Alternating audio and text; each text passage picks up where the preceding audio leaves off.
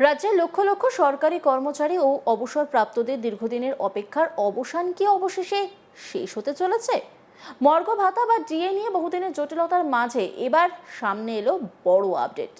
বিভিন্ন সংবাদ মাধ্যম সূত্রে জানা যাচ্ছে, রাজ্যের নবনির্বাচিত মুখ্যমন্ত্রী শুভেন্দু অধিকারীর নেতৃত্বাধীন সরকার অবসরপ্রাপ্ত সরকারি কর্মচারীদের বকেয়া ডিএ প্রদান করা শুরু করে দিয়েছেন, আর তার প্রক্রিয়াও চালু হয়েছে বলে খবর পাওয়া যাচ্ছে। শুক্রবার থেকে সেই প্রক্রিয়া শুরু হয়েছে। ফলে দীর্ঘদিন ধরে নিজেদের প্রাপ্য অর্থের অপেক্ষায় থাকা বহু অবসরপ্রাপ্ত কর্মচারীর মুখে স্বস্তির হাসি ফুটতে শুরু করেছে। দীর্ঘদিন ধরে বকেয়া ডিএর দাবিতে আন্দোলন, বিক্ষোভ, আদালতের দ্বারস্থ হওয়া, সব মিলিয়ে এই ইস্যু রাজ্যের প্রশাসনিক এবং রাজনৈতিক পরিসরে অন্যতম আলোচিত বিষয় হয়ে উঠেছিল। সেই আবহেই নতুন সরকারের এই পদক্ষেপকে অত্যন্ত তাৎপর্যপূর্ণ বলে মনে করছেন সংশ্লিষ্ট মহলের একাংশ। সূত্রের খবর, এই পর্যায়ে 2008 সালের এপ্রিল মাস থেকে 2015 সালের ডিসেম্বর মাস পর্যন্ত অবসরপ্রাপ্ত সরকারি কর্মচারীদের প্রাপ্য ডিএর টাকা মেটানোর কাজ শুরু হয়েছে। অর্থাৎ দীর্ঘ প্রায় 7 বছরেরও বেশি সময়ের বকেয়া মহার্ঘ ভাতার অর্থ ধাপে ধাপে তাদের হাতে পৌঁছে দেবার উদ্যোগ নেওয়া হয়েছে। তবে এখানে একটি গুরুত্বপূর্ণ বিষয় রয়েছে। আপাতত এই সুবিধা শুধুমাত্র অবসরপ্রাপ্ত কর্মচারীদের জন্যই কার্যকর হয়েছে বলে জানা যাচ্ছে। বর্তমানে কর্মরত রাজ্য সরকারি কর্মচারীরা এখনো পর্যন্ত সেই বকেয়া ডিএ পাচ্ছেন না। ফলে চাকরিরত কর্মীদের মধ্যে এখন সবচেয়ে বড় প্রশ্ন, তাদের বকেয়া ডিএ কবে থেকে মেটানো হবে?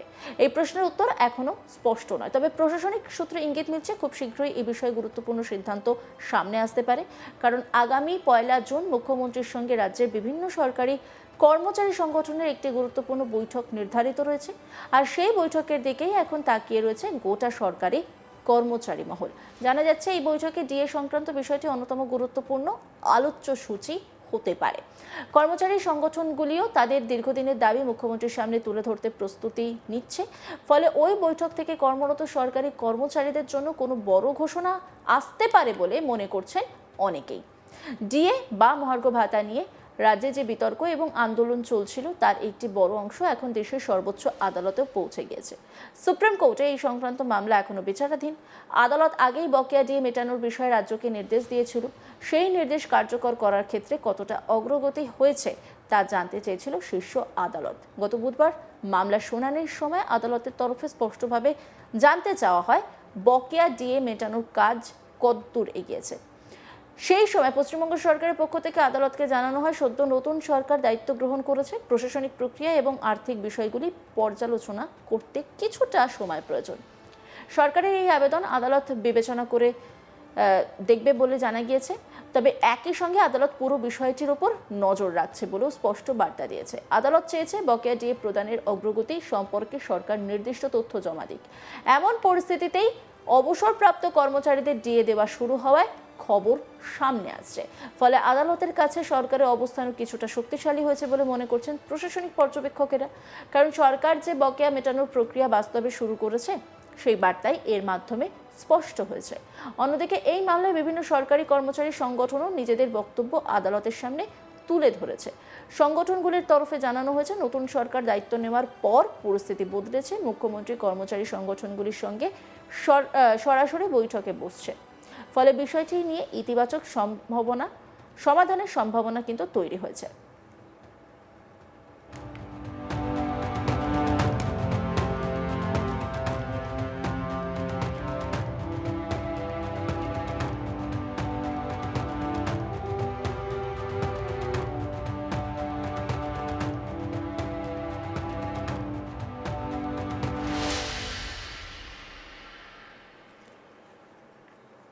তাদের দাবি, সরকার এবং কর্মচারী সংগঠনগুলির মধ্যে আলোচনার সুযোগ তৈরি হওয়ায় আদালতের তরফেও কিছুটা সময় দেওয়া প্রয়োজন, যাতে আলোচনার মাধ্যমে বাস্তবসম্মত এবং স্থায়ী সমাধানের পথ খুঁজে বের করা যায়।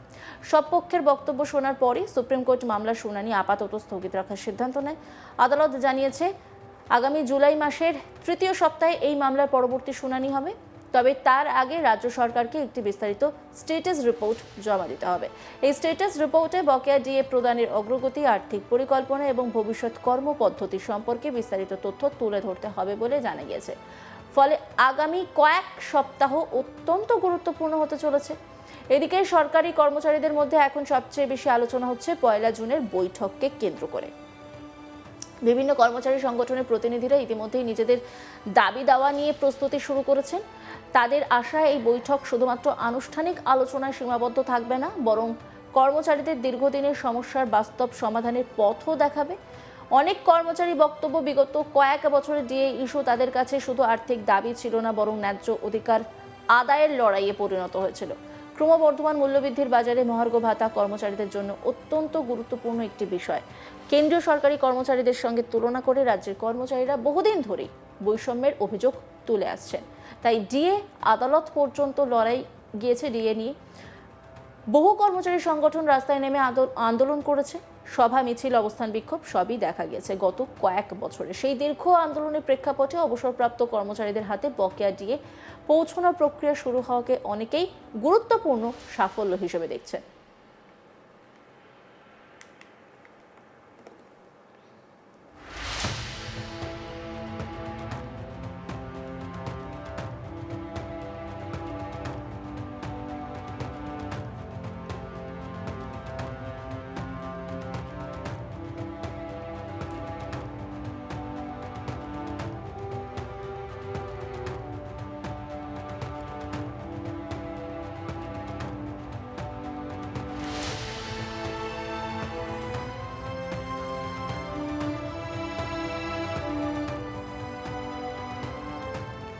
সরকারি কর্মচারীদের একাংশের মতে আগের সরকার ইচ্ছাকৃতভাবে এই বিষয়টিকে দীর্ঘদিন ঝুলিয়ে রেখেছিল। তাদের দাবি, বারবার দাবি জানানো সত্ত্বেও কোনো কার্যকর পদক্ষেপ নেওয়া হয়নি।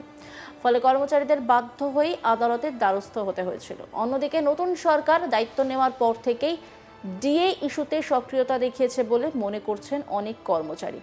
প্রশাসনিক স্তরে দ্রুত সিদ্ধান্ত গ্রহণ এবং অবসরপ্রাপ্ত কর্মচারীদের বকেয়া মেটানোর উদ্যোগকে তারা ইতিবাচক পদক্ষেপ হিসেবে দেখছেন। তবে কর্মরত কর্মচারীদের জন্য এখনো কোনো নির্দিষ্ট ঘোষণা না আসায় কিছুটা অপেক্ষা এবং অনিশ্চয়তা রয়ে গিয়েছে। তাদের প্রত্যাশা, খুব শীঘ্রই সরকার এ বিষয়ে স্পষ্ট রূপরেখা প্রকাশ করবে। বিশেষ করে 1 জুনের বৈঠকের পর পরিস্থিতি আরও পরিষ্কার হতে পারে বলে মনে করা হচ্ছে। বর্তমানে রাজ্যের সরকারি কর্মচারী মহলের নজর দুই দিকেই। একদিকে মুখ্যমন্ত্রীর সঙ্গে হতে চলা গুরুত্বপূর্ণ বৈঠক, অন্যদিকে সুপ্রিম কোর্ট মামলার পরবর্তী শুনানি। এই দুই প্রক্রিয়ার ফলাফলই আগামী দিনে ডিএ ইস্যুর ভবিষ্যৎ নির্ধারণ করতে পারে। সব মিলিয়ে বলা যায়, বহু প্রতীক্ষিত ডিএ ইস্যুতে নতুন করে আশার আলো দেখতে শুরু করেছেন অবসরপ্রাপ্ত এবং কর্মরত উভয় সরকারি কর্মচারীরাই। অবসরপ্রাপ্তদের জন্য বকেয়া ডিএ প্রদান শুরু হওয়া নিঃসন্দেহে একটি গুরুত্বপূর্ণ পদক্ষেপ। তবে কর্মরত কর্মচারীদের ক্ষেত্রে কবে একই ধরনের সুবিধা কার্যকর হবে, এখন সেই উত্তরই খুঁজছে গোটা রাজ্য। অন্যান্য খবরের আপডেটের জন্য অবশ্যই নজর রাখুন আজ তাক বাংলার ইউটিউব স্ট্রিমিংয়ে। লাইক, কমেন্ট, শেয়ার এবং সাবস্ক্রাইব করতে ভুলবেন না।